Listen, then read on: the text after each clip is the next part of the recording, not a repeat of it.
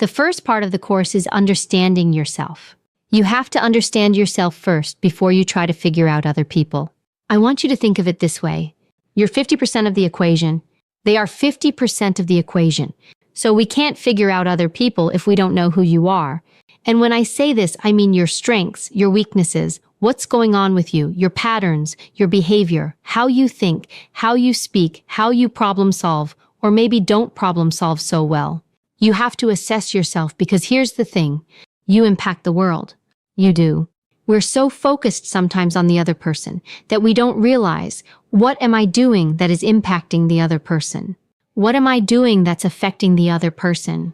We're so isolated and we forget about ourselves. We play a role, and that role can really either enhance our relationships, our lives, our situations, or it can crush it.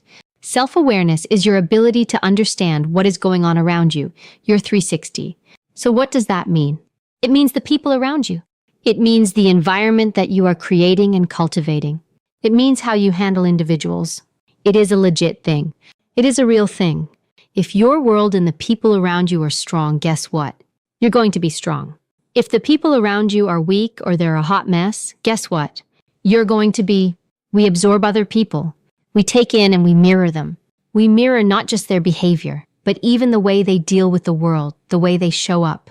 People are contagious. They're infectious. They will infect you with what they feel and what they think and how they move in their life. And it can impact you in a strong way or it can pull you down. To be an effective problem solver and to understand how to deal with things, you have to have self-awareness. You can't have self-awareness if you don't live in truth. You can't have self-awareness when you bend things, when you shift the story, when you shift the narrative to make it fit what you want it to fit. You can do that, but then you're not having true self-awareness. You're living in a fictional place.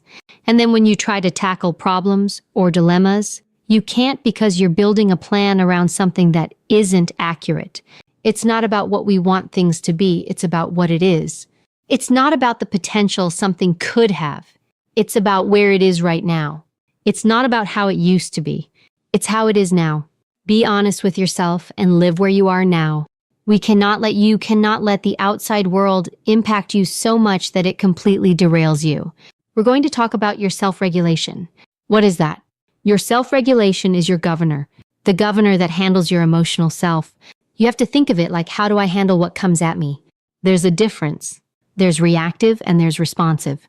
Reactive is I am simply a reactionary force to what is done. She did this to me. I'm going to react. It's not my fault I blew up. She said this. That is very low when it comes to the self-governor. Responsive is she does something to me. I may feel what I'm going to feel, but I am regulating it.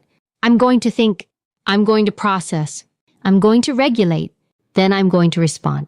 When you do this, you own your response, not them.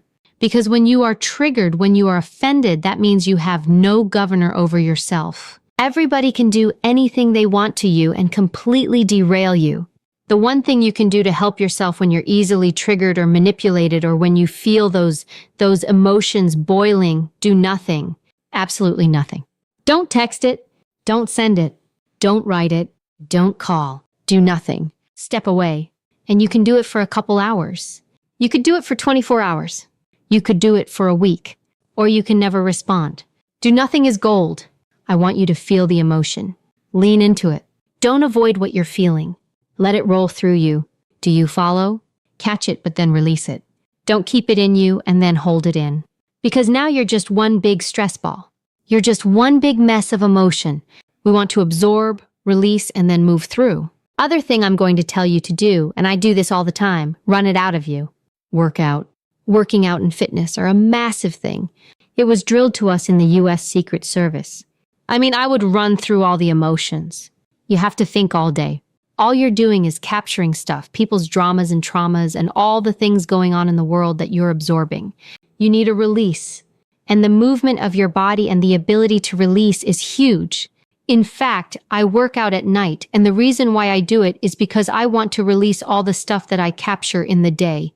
So really think about the things that you can do to help yourself. Most important thing, remember, when in doubt, do nothing, say nothing, and then move it out of your system. Get it out of you. You don't want to collect stuff. You want it to come in and then you want it to exit out. You have to know when it is your problem and when it's not, and this clearly was not. When you seek respect outside of yourself, you get derailed. So here's a secret.